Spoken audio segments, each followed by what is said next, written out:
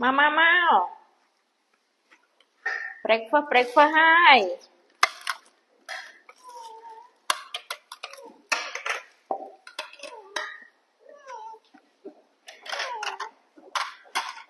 Tôi sana tik. Mani tên apa? Van.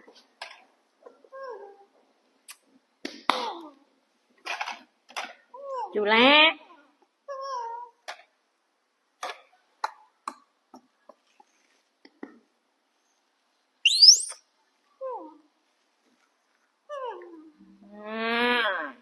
Thật khó anh Van.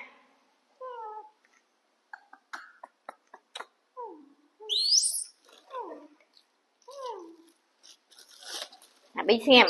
Abi cầm lụ. Abi khâu trên kề.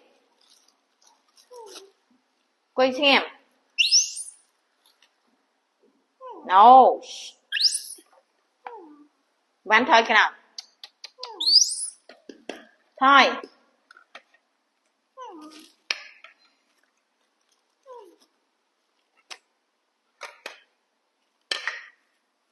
Van ấy.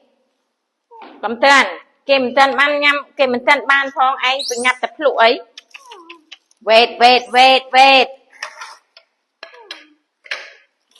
Abi. Cầm lụ ba kê. Nhằm bọn ai nhằm mà sưu là thông tin má mày hay ở như thế chà này chú la nhằm xem nó cũng cái nè cũng hay chao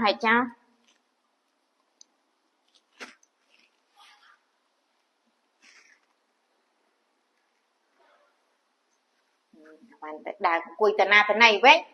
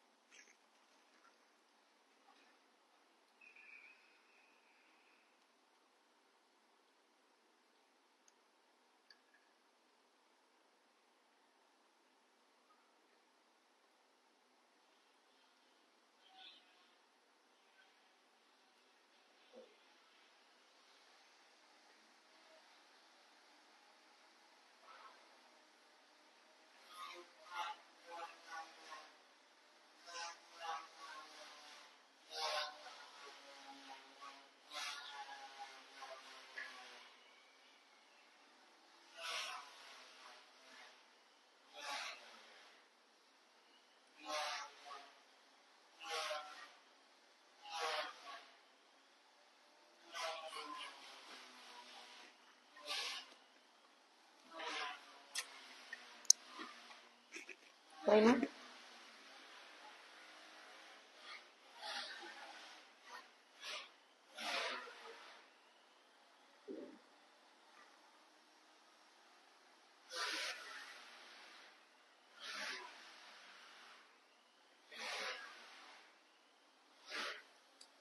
bạn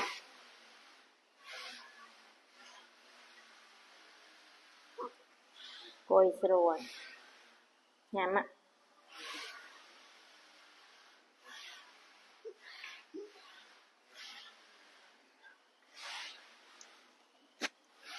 nhằm chú là nhà mình quay out là ai cái mày này nhằm á hoài hai vậy ngồi trên mà từ đám tới cây này đâu có lại nè bây giờ anh thường quay chật bạn đi về chú la nhằm